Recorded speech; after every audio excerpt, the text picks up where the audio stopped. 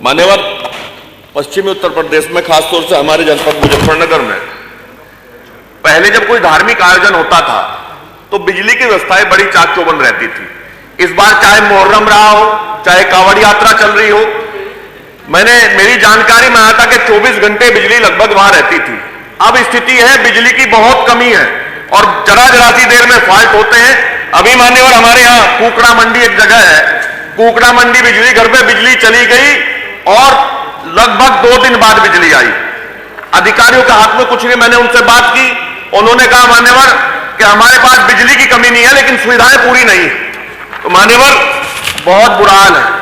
अभी साथियों से बात हो रही थी, देहात क्षेत्र में चाहे किसान हो, नौजवान इसलिए परेशान है, चाहे खेलने का समय हो, चाहे पढ़ाई का समय हो, बिजली की कमी है।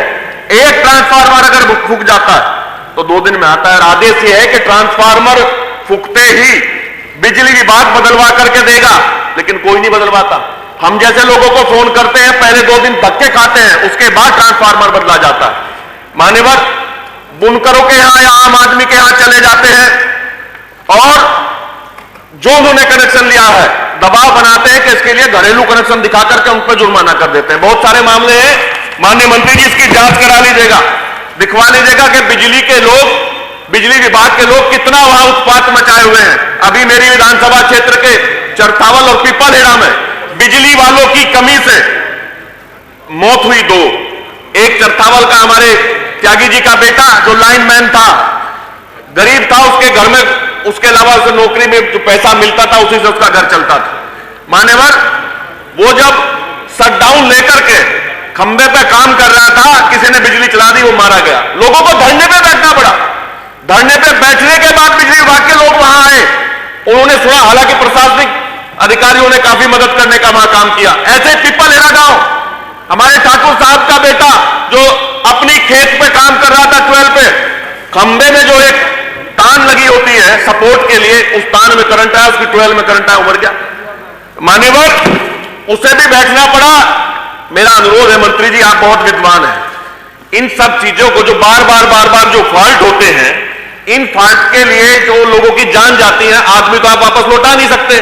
कम से कम ऐसी व्यवस्था कर लीजिए कि उनके परिवार को आगे का जीवन सम्मान के साथ वो जी सके, मदद हो सके, और जितनी कमियां हैं, खामियां हैं, उनको दूर करने का काम होना चाहिए। ट्रांसफार्मर की बड़ी दिक्कत है हमारे क्षेत्र में। मान्यवर, अभी मुझसे पहले भी बिजली मीटर की बात हुई थी, स्मार्ट मीटर की बात हुई थी। किसान जब कनेक्शन की बात करता है तो दफ्तरों के धक्के खाता है, उसे कनेक्शन मिल नहीं पाता, चाहे उसकी फसल उजड़ जाए, सिंचाई कर नहीं पाता, और जब वो दफ्तरों में जाता है तो उससे अवैध वसूली की जाती है। बहुत सारे मामले मान्यवर ऐसे हैं जो किसान को के घर नोटिस भेज दिया, जबकि उस कनेक्शन पे बिजली वहां कोई रहता ही नहीं, बिजली चली नहीं रही थी वहां। मान्यवर, आपके माध्यम से मेरा अनुरोध है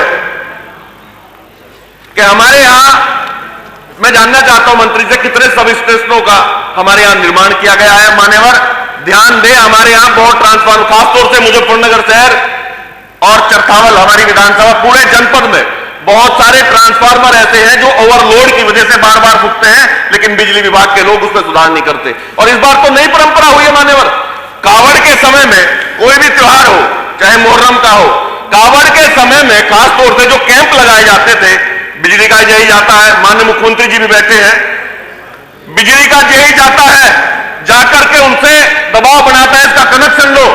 और बहुत सारे लोग ऐसे, मुश्किल से 2% भी लोगों ने कनेक्शन नहीं लिया होगा कावड़ सेवा के लिए। मान्यवर, 1 मिनट में बात आ गई।